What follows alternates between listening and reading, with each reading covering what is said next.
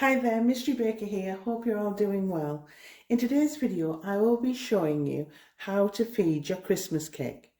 And what basically happens is, when you're making the cake, you soak your fruit the night before you make your cake in a little bit of brandy.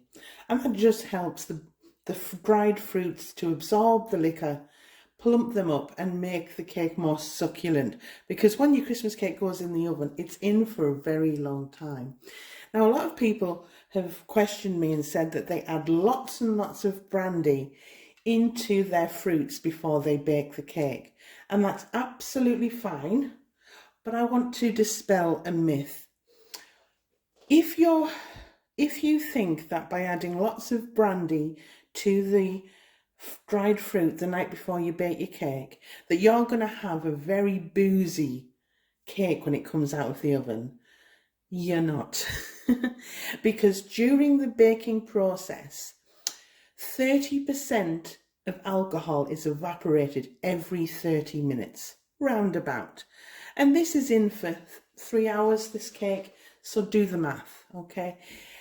It'll just leave a brandy flavour. If you're wanting a boozy element to your Christmas cake, you feed it after the baking process, hence what we're going to be doing today. So I'm using brandy. Okay, that's my favourite liquor that I like to add to my cake, because this is traditionally British.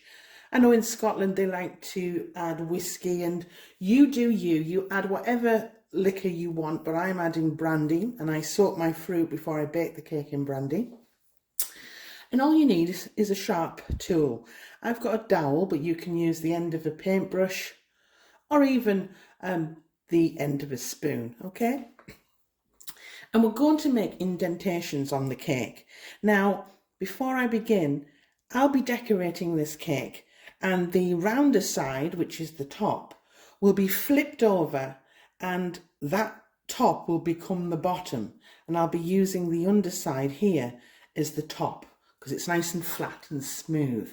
So I make my indentations on the rougher side, which is the top of the cake. So I'm going to place the dowel randomly.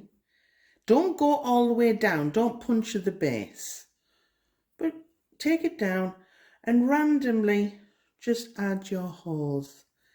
Very simple. And this is just giving your cake a little bit of TLC, and it will add that booziness.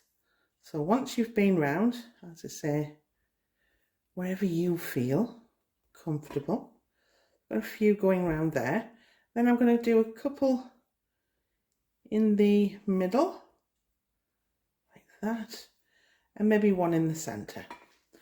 Okay, and I've made my perforations. And then all you do with your brandy, I just use the lid of the brandy, and I pour my brandy in the lid, like so, and just go around. It doesn't matter if it spills, it'll all go the one way. Just go around, filling those holes in. Doesn't matter if it runs about, it'll all be absorbed into the cake. And just make sure you pour that in your holes, like that. Okay, now I made this cake at the beginning of December, and so it's rather late in the day, but never too late, never ever too late. So I will be feeding this cake every other day for the next 10 days, okay? Okay, but if I was making the cake in October, at the end of October, I would just do it weekly. Once a week I would feed the cake, and that's it. So every other day if I'm making the cake in December, once a week if you're doing it in October, and that's it. That's how you feed your cake. Leave it out for about 20 minutes or so, just for them flavours to absorb into the cake and for any surface liquor to evaporate, and then rewrap in fresh parchment or greaseproof paper, and then again with tin foil, place in a cool container. Don't put it in the fridge. Please don't refrigerate unless you're living in very humid, hot conditions.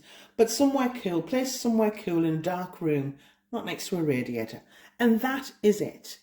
Perfect. And that will be absolutely delicious. Don't be tempted to add the brandy. Don't be tempted to keep adding more and more, because this is not a cheap cake to make. This is rather expensive. And by adding too much brandy and making it saturated will actually ruin the beautiful flavours that you already have in your cake. And if you wanted to see how I made this wonderful 6-inch cake, I've put in the description box below my tutorial on how I made it. Well, thanks for your time. Any questions, please put them in the description box, comment section, and I will get to you, I promise. And happy Christmas!